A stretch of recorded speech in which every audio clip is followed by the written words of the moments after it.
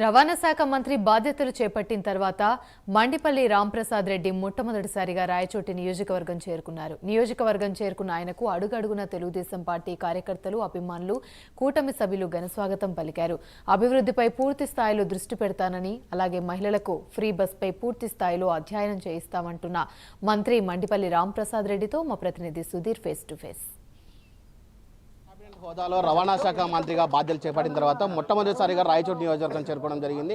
అయితే మనం ముఖ్యంగా చూసుకుంటే కనుక ఏదైతే ఆయన రాయచోటి నియోజకవర్గం చేరుకున్నంత కూడా పూర్తిస్థాయిలో తెలుగుదేశం పార్టీ కార్యకర్తలు అలాగే కుటుంబ సభ్యులు కూడా పెద్ద ఎత్తున కూడా ఆయనకు స్వాగతాలు పలుకుతున్నారు. అయితే ఆయనకు రాష్ట్రంలో కేబినెట్ హోదాలో మంత్రి పదవి రావడంతో ఆయన ఎలా ఫీల్ అవుతున్నారని దానిపై తెలుసుకుందాం. అన్న చెప్పండి, ఏంటి మొట్టమొదటిసారిగా కూడా కేబినెట్లో కూడా మంత్రి పదవి రావడం జరుగుతుంది, దీని మీద మీరు ఎలా ఫీల్ అవుతున్నారు? అసలు చాలా సంతోషంగా ఉంది.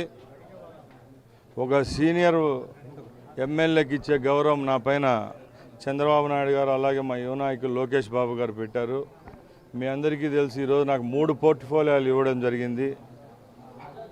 ముఖ్యంగా ట్రాన్స్పోర్ట్ మినిస్ట్రీ అలాగే స్పోర్ట్స్ మరియు యూజన్ సర్వీసులు ఇచ్చారు. దానికి నేను చాలా ధన్యుణ్ణి.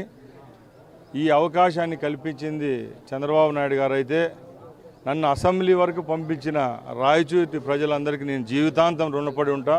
తప్పకుండా ఏ విధమైన నమ్మకంతో నన్ను ఎమ్మెల్యే గెలిపించారో, మంత్రిని చేశారో దానికి పూర్తిగా వచ్చే 5 సంవత్సరాల్లో న్యాయం చేసేదానికి నేను సిద్ధంగా మనసా వాచా కర్మ పనిచేస్తానని తెలియజేసుకుంటున్నా. అంటే ఉమ్మడి కడప జిల్లా వ్యాప్తంగా చూసుకుంటే కనుక తెలుగుదేశం పార్టీ కావచ్చు, కుటుంబంలో కూడా భాగంగా పెద్ద ఎత్తున కూడా సీనియర్లు ఉన్నారు. వాళ్ళందరికీ కాదని చెప్పి కేవలం రాయచోటి నియోజకవర్గంలో మొట్టమొదటిసారి మీకు గెలిచినటువంటి మీకు ఎందుకు తెలుగుదేశం పార్టీ పట్టం కట్టిందో మనం అనుకోవచ్చు. మీరు చంద్రబాబు నాయుడు గారిని అడిగే క్వశ్చన్ నన్ను అడిగినాడు. నాకు దీనికైతే ఆన్సర్ లేదు. నేను ఒకటే చెప్తున్నా, కేవలం మేము ఎమ్మెల్యేగా గెలవడమే మా బాధ్యత. ముఖ్యమంత్రి గత 14 సంవత్సరాలు ముఖ్యమంత్రిగా చేశారు చంద్రబాబు నాయుడు గారు. ఇలాంటి క్యాబినెట్ కూర్పులు ఎన్నో చేర్పులు కూర్పులు ఆయన చేసినాడు కాబట్టి ఒకరు వేలెత్తి చూపించిన పరిస్థితిలో ఆయన లేడు. నాకైతే గర్వంగా ఉంది. ఈరోజు రాయలసీమ ప్రాంతంలోనే 4 జిల్లాలకు ఏకైక మంత్రిగా నన్ను ఆయన ఎంచుకోవడం నేను జీవితాంతం ఆయనకు కృతజ్ఞుడిగా ఉంటా. అలాగే దానితో గర్వంతో మిడిసిపడకుండా ఏదైతే బాధ్యత నాకు ఇచ్చినారో సక్రమంగా చేసేదానికి నేను సిద్ధంగా ఉన్నాను. అంటే మనం ప్రధానంగా చూసుకుంటే కనుక మీకు ఇచ్చినటువంటి 3 పోర్ట్ఫోలియోలో ప్రధానమైనటువంటి రవాణా కావచ్చు, స్పోర్ట్స్ కావచ్చు, 3 కూడా దీంట్లో పెద్ద ఎత్తున కూడా లాస్ట్ టైం 5 సంవత్సరాలు కూడా పెద్ద ఎత్తున అవినీతి జరిగింది. దీనిపైన ఎటువంటి చర్యలు తీసుకుంటున్నారు? ఇదైతే కరెక్టే అండి. ఈ 3 శాఖలే కాదు, గత ప్రభుత్వంలో అన్ని శాఖల్లో అన్ని డిపార్ట్మెంట్లలో స్కాములు జరిగింది. మీరే ఒకసారి ఆలోచించండి. స్టాంప్స్ అండ్ డ్యూటీస్ కాడి నుంచి ఎక్సైజ్ అయితేనేం, రెవెన్యూ అయితేనేం, ఫైనాన్స్ అయితేనేం, స్పోర్ట్స్ పరంగా అన్ని విధానాలలో అక్రమాలు జరిగినాయి. ఈ ప్రభుత్వం లక్ష్యం ఒకటే. గత 5 సంవత్సరాల నుంచి ప్రభుత్వ ప్రజల యొక్క డబ్బులు తిన్న పందుకొక్కలందరినీ కటకటాలు పాలు చేయడమే తెలుగుదేశం పార్టీ ముందున్న లక్ష్యము. ఇది ఏదో మేము కక్షపూరితంగా చెప్పడం లేదు.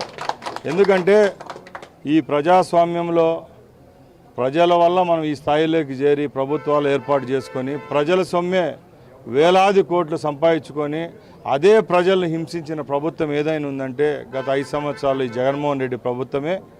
తప్పకుండా ఎవరైతే ప్రజల డబ్బు తిన్నారో వాళ్ళందరినీ కక్కిచ్చేదానికి తెలుగుదేశం పార్టీ చర్యలు తీసుకుంటుంది.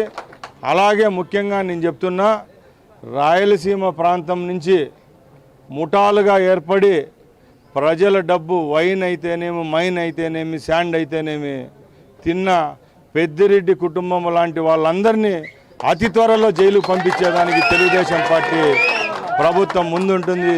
దీనికి నేను ఏదో మాకు వ్యతిరేకమని చెప్పడం లేదు. ఎందుకంటే గత 5 సంవత్సరాల్లో ఒక ముఠా నాయకుడిలాగా వ్యవహరించిన మన మిథున్ రెడ్డి గారు అయితేనే, వాళ్ళ తండ్రి అయితేనే, మన ప్రభుత్వంలో గత ప్రభుత్వంలో ఈ రాయలసీమ ప్రాంతంలో ఉన్న వనరులన్నీ దోచేసినారు. గ్రానైట్ కాడి నుంచి, శాండ్ కాడి నుంచి ఏ విధమైన లబ్ధిదారులకు చెందకుండా వీళ్ళే వాళ్ళ అనుయాయులకు, వీళ్ళు కర్ణాటకకు అలాగే తమిళనాడు, తెలంగాణకు తోలుకోవడం జరిగింది. ఇప్పుడు వాళ్ళ గుండెల్లోనే రైళ్లు పరిగెత్తానే. ఎందుకంటే చేసిన తప్పు ఊరికేనే పోదు. తప్పకుండా చట్టపరంగా, న్యాయపరంగా ఏ విధమైన చర్యలు తీసుకోవాలో ఈ ప్రభుత్వం తీసుకునేదానికైతే సిద్ధంగా ఉంది. నేను ప్రజలకు ఒకటే హామీ ఇస్తున్నాం, గత ప్రభుత్వం చేసిన తప్పులు ఈ ప్రభుత్వంలో జరగవు. మీరు ధైర్యంగా ఉండొచ్చు, లేనిపోని అపోహలొద్దు. ఎందుకంటే స్వాతంత్ర్యం వచ్చినప్పటి నుంచి ఏ ముఖ్యమంత్రి చేయని దరిద్రమైన పరిపాలన అందించిన జగన్మోహన్ రెడ్డిని మీ ద్వారానే తిరస్కరించినాడు. కాబట్టి మంచి రోజులు మనమందరం ఉన్నాయి, ఓపికగా ఉండండి. రాబోయే 5 సంవత్సరాలు అయితే మనకు మన బిడ్డలకు స్వర్ణయుగం. అంటే రాయచోటి అంటేనే వెనుకబడిన ప్రాంతం. ఇక్కడ పూర్తి స్థాయిలో చూసుకుంటే గతంలో దాదాపుగా నీటి వ్యవస్థ కూడా పూర్తి స్థాయిలో వెనుకబడింది. దాదాపుగా కిలోమీటర్ల మేర కూడా నీళ్లు తెచ్చుకునే పరిస్థితి ఏర్పడింది. దీని మీద రాయచోటి నియోజకవర్గంలో పూర్తి స్థాయిలో మండిపల్లి రాంప్రసాద్ రెడ్డి అనే ఒక మార్క్ ఎలా ఉండబోతుంది? మీ అందరికీ తెలుసు, ఉన్న 175 నియోజకవర్గాల్లోనే సాగునీటి తాగునీటికి ఎక్కువ సమస్యలు ఉండే లాస్ట్ 10 నియోజకవర్గాల్లో రాయచోటి ఒకటి. గత 5 సంవత్సరాల్లో నిజాయితీగా చిత్తశుద్ధిగా ఇక్కడున్న శాసనసభ్యుడైతేనే మన పక్కలున్న ముఖ్యమంత్రి గారు చేసింటే ఈ సమస్యలు వచ్చేవి కావు. ఎందుకంటే నేను ఒకటే చెప్తున్నా, మన రాయచోటి నియోజకవర్గంకి గుండెకాయలాగున్న 3 ప్రాజెక్టులు ఉన్నాయి. శ్రీనివాసపురం రిజర్వాయరు, వెలుగిల్లు ప్రాజెక్టు, అలాగే జరికోన. ఈ 3 ప్రాజెక్టులకు అరకొర నిధులు ఇచ్చినా కూడా అవి కంప్లీట్ అయింటే ఈరోజు సాగునీరు సమస్య వచ్చేది కాదు. గత 5 సంవత్సరాల్లో పూర్తిగా నిర్లక్ష్యం చేసినారు ఈ ప్రాజెక్టులకు. కొంచెం డబ్బు ఖర్చు పెడితే లైన్ వర్క్స్ అయితేనేమి, అలాగే పంపింగ్ సిస్టమ్ అయితే అంతా పూర్తవుతుంది. దాని ద్వారా రాయచోటి చుట్టుపక్కల ఉన్న గ్రామాలకు సాగునీరు తాగునీరు అందించేదానికి వెసులుబాటు ఉంటుంది. కాబట్టి తప్పకుండా ఫస్ట్ 1 ఇయర్లోనే దానికి నిధులు తెచ్చేదానికి నా వంతు కృషి చేస్తాను. ఏ విధంగా నేను ఎన్నికల ప్రచారాల్లో ఏవైతే హామీలు ఇచ్చానో చిత్తశుద్ధిగా దానిని ప్రజలకు అందించే విధంగా నేను కృషి చేస్తాను. నా లాస్ట్ అండ్ ఫైనల్గా చెప్పండి, గడిచిన 5 సంవత్సరాలుగా పూర్తి స్థాయిలో మిమ్మల్ని కావచ్చు, అలాగే మీ పూర్తి కేడర్ని కూడా దాదాపుగా కేసులు పెట్టి వాళ్ళని బెదిరించడం కానీ అసలు బయటికి రానికుండా చేశారు. దీని మీద మీరు ఏమైనా చర్యలు తీసుకుంటారు? టోటల్ మీ అందరికీ తెలుసండి, రాష్ట్రంలోనే ఒక నియోజకవర్గాన్ని వదలలేదు గత ప్రభుత్వం. 5 ఏళ్ళు ఎలక్షన్లు చేసుకోవాలంటే ఒక సిస్టమేటిక్గా 1వ సంవత్సరం నుంచి మొదలు పెడితే చివరి వరకు ఇవే చర్యలు చేస్తూ వచ్చినారు.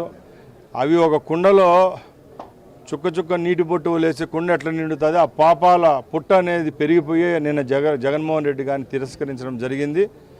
ఏదో వాళ్ళు మా మీద కక్ష కట్టినారు, మా కార్యకర్తలను చంపినారు, అలా అని మేము అదే చేస్తే ఇంకా భగవంతుడు మమ్మల్ని కూడా క్షమించాడు. కాబట్టి చట్టపరంగా న్యాయపరంగా ఏ వెసులుబాటు ఉంటుందో, ఏ విధమైన తప్పులకు ఏ శిక్ష పడుతుందో ఆ పైన దేవుడు చూస్తాడు, ఇక్కడ ప్రభుత్వం చూసుకుంటుంది. మేమైతే ఒకటే చెప్తున్నాం, ఇకనైనా మా ప్రభుత్వంలో మంచిగా ప్రజలను సుఖ సంతోషాలతో కంటి నిండు నిద్రపోయే విధంగా పని చేస్తే వాళ్ళు సంతోషంగా ఉండే విధంగా మేము పనిచేసేదానికి సిద్ధంగా ఉన్నాం. అలాగే ఎవరైతే ముందు చేసినారో తప్పులు వాళ్ళని శిక్షించేదానికి కూడా న్యాయస్థానాలు ఉన్నాయి. కాబట్టి తప్పకుండా అవి న్యాయం చేస్తాయని నేను కోరుకుంటాను. నేను ముందే చెప్పాను, ఇది ఒక మంచి పథకం. మన పక్కలుండే 1-2 రాష్ట్రాల్లో కూడా ఈ పథకం పెట్టారు. మనం కూడా రోజు టీవీల్లో పేపర్లో చూస్తున్నాం. కాబట్టి అది మనం ఫస్ట్ స్టార్ట్ చేసేటప్పటికి ఏ విధమైన లొసుగులు లేకుండా కరెక్ట్గా సిస్టమేటిక్గా ఒక పథకాన్ని 5 సంవత్సరాలు నడిపే విధంగా స్టార్ట్ చేయాలా. తూతూ మంత్రంగా స్టార్ట్ చేసి మళ్ళీ ఆపడము ఇవన్నీ ఉండకూడదు. కాబట్టి 1.5 నెల వరకు దాని గురించి అంతా పక్క రాష్ట్రాల్లో కూడా అధ్యయనం చేసి నిపుణులైన సీనియర్లు అందరితో చర్చించిన తర్వాతే ఈ యొక్క పథకాన్ని స్టార్ట్ చేసేదానికి మేము సిద్ధంగా ఉన్నాం. అలాగే మొన్న ఫస్ట్ సంతకంలోనే మా ముఖ్యమంత్రి గారు మీరు అందరూ చూశారు, 5 పథకాలు ఏదైతే మేనిఫెస్టోలో ఉన్నాయో సంతకం చేసినారు. పెన్షన్ అయితేనేమి, స్కిల్ డెవలప్మెంట్ అయితేనేమి, అలాగే ఇవి కూడా నెక్స్ట్ మంత్లో మేము స్టార్ట్ చేసేదానికి సిద్ధంగా ఉన్నాం. Okay, thank you. రైట్, ఇది మొత్తంగా చూసుకుంటే కనుక మండిపల్లి రాంప్రసాద్ గారు ఒకటి చెప్తున్నారు, ఏదైతే తనకి ఇచ్చినటువంటి 3 శాఖలను కూడా పూర్తి స్థాయిలో నెరవేర్చేందుకు ప్రయత్నం చేస్తానని చెప్తున్నారు. ఏదేమైనా సరే ఆ మహిళలకు ఫ్రీ బస్ పెట్టారు, ఆ బస్సులకు సంబంధించి కూడా ఒక అధ్యయనం వేసి ఒక కమిటీని వేసి పూర్తి స్థాయిలో కూడా ఒక కమిటీని వేసి దాని తర్వాత 2 రాష్ట్రాల్లో ఏ విధంగా ఉన్నాయో దానికన్నా భిన్నంగా 5 సంవత్సరాలు నడిచే విధంగా కూడా పూర్తి స్థాయిలో ఫ్రీ బస్సులను కూడా ఏర్పాటు చేస్తామంటున్నారు. ఏదేమైనా సరే తనకి ఇచ్చినటువంటి అన్ని శాఖలను కూడా పూర్తి స్థాయిలో ఖచ్చితంగా చంద్రబాబు నాయుడు అలాగే లోకేష్ ఆధ్వర్యంలో కూడా పూర్తి స్థాయిలో ఖచ్చితంగా పనిచేస్తానని చెప్పి మండిపల్లి రాంప్రసాద్ రెడ్డి చెప్తున్న పరిస్థితి. వీడియో జర్నలిస్ట్ రాకేష్తో సుధీర్, ప్రైమ్ న్యూస్, కడప.